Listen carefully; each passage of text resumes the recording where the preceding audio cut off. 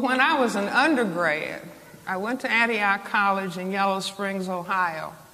And I remember coming home and, having dinner with my family and grandmother and parents and my sisters at the dining room table. And so I made an announcement. I'm a Marxist. And my grandmother said the more education they get, the dumber they get. But anyway, when I'm training in psychiatry and looking for the answer to be an effective psychiatrist with black people,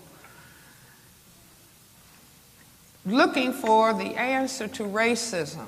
And I remember attending a Black Power Committee meeting. And as a matter of fact, I was doing a fellowship in child psychiatry at that point. And I would get a voice. And if you get a voice in here, you need to see a psychiatrist.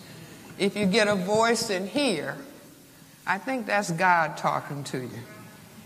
And the voice would say, and I would be writing up cases at the end of the day, and the voice would say, go to a Black Power Committee meeting.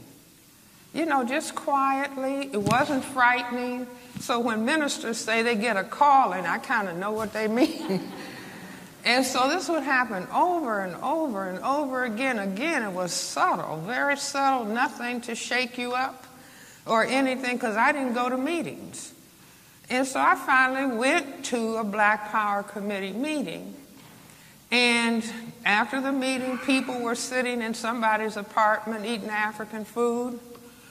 And a gentleman was on the other side of the room. And I heard this man say, mind you, I'm looking for further answers to racism. And I hear this gentleman over there in the other corner saying, racism is a system. And it's like my mind, I'm looking for, they say when the student is ready, the teacher appears. And so I started talking to this person. The gentleman's name was Neely Fuller Jr. He wasn't a college professor. He was a guard at the Bureau of Engraving in the District of Columbia, where they print the money. And this man had started writing about racism in the mid-1950s when he was in the Korean War. And he said he was seated on his station was on a radar site up in the mountains in Japan. And he started thinking about racism and thinking about what was going on in this country, in this part of the world. And he said that the language of segregation and desegregation didn't make much sense on that mountaintop. And he started thinking that racism is a system. Now I want to repeat after me. Racism is a system. Now, I consider this gentleman one of the most profound thinkers of any color in the 20th century. Remember, we started the 20th century with our great sociologist, historian, Dr. W.E.B. Du Bois. And Dr. Du Bois told us in his book, Souls of Black Folks, in 1903, that the problem of the 20th century is the question of the color line between the lighter and darker races of mankind.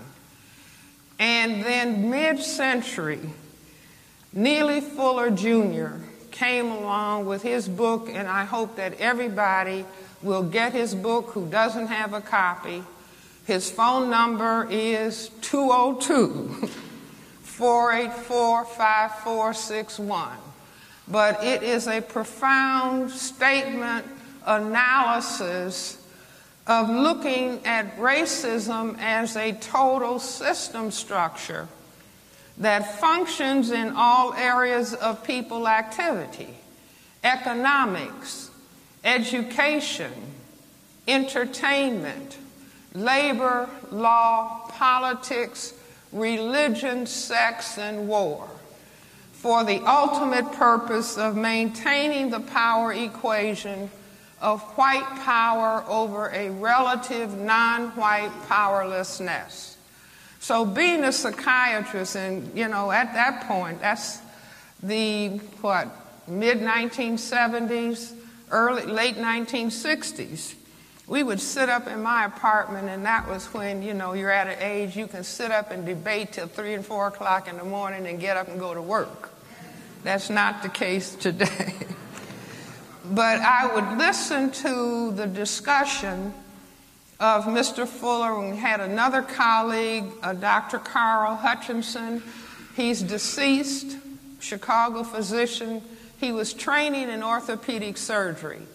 And Mr. Fuller had a beautifully hand-printed, might have had 1,800 pages of beautifully handwritten notes, documentation of his ideas that he carried around in his suitcase.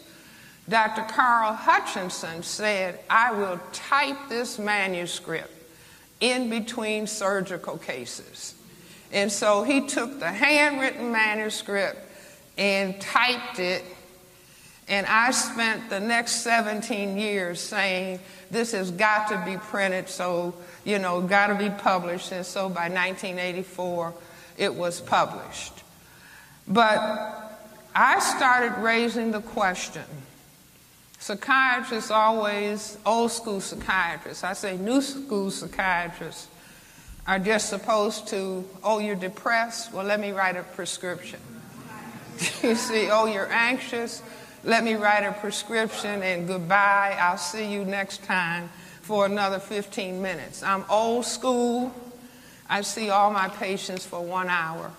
I believe that you have to talk to people and understand and then help them understand so that they can graduate from the psychiatrist and go forward because they now understand reality in a different way. So I started saying, well, why?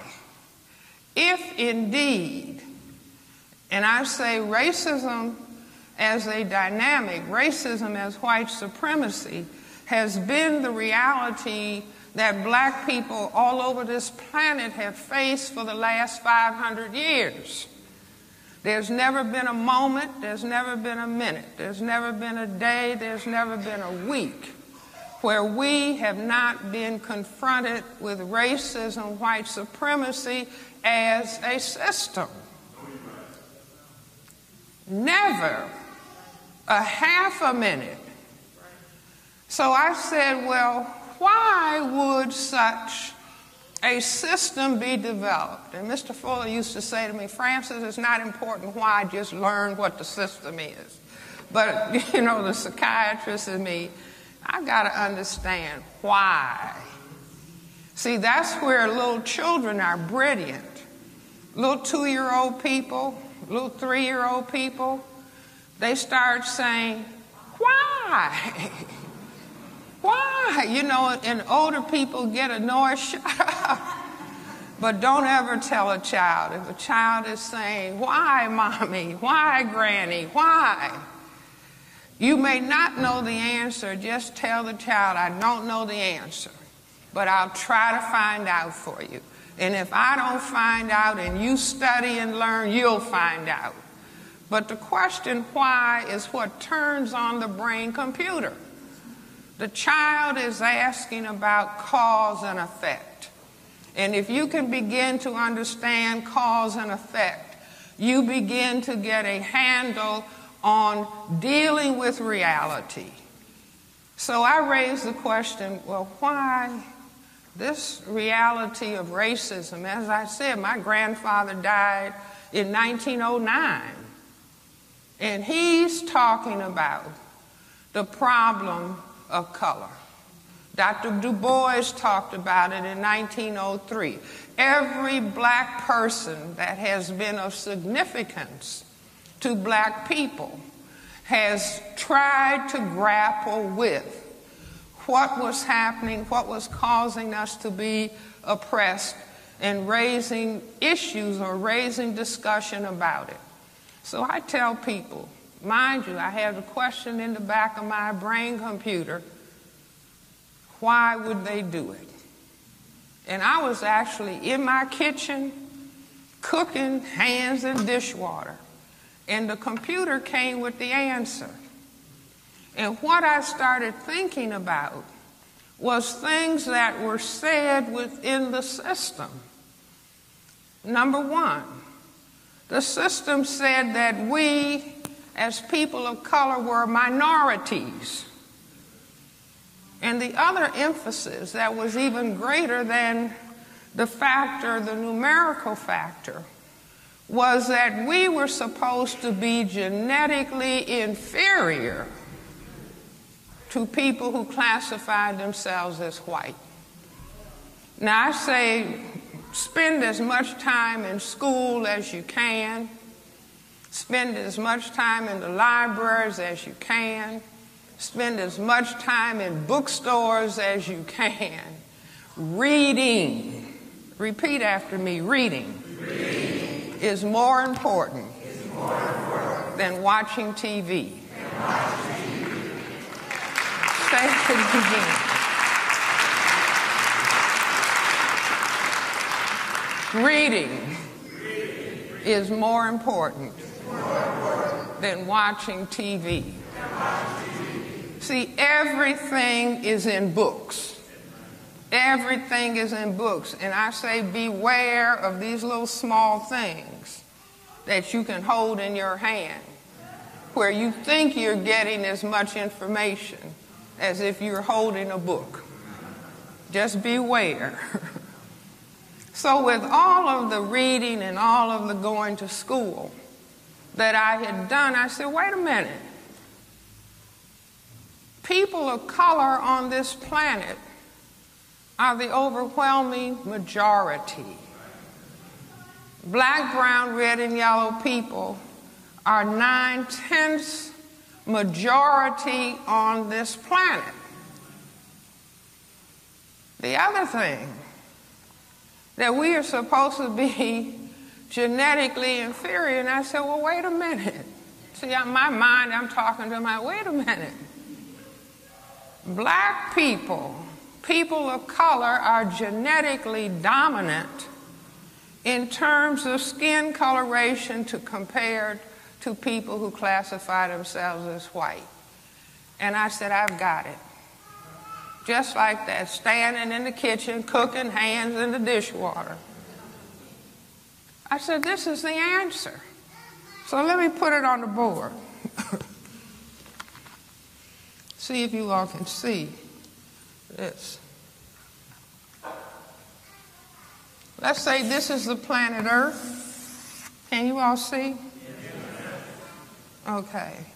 So 9/10 of the people are black, brown, red, and yellow. 1/10 of the people have white skin. Instead of the people being genetically inferior, the people who can produce the black pigment melanin are genetically dominant. Now, if you don't know what I'm talking about, you haven't taken a course in genetics, just look at our president, Barack Obama. The president's mother is white. His father is black.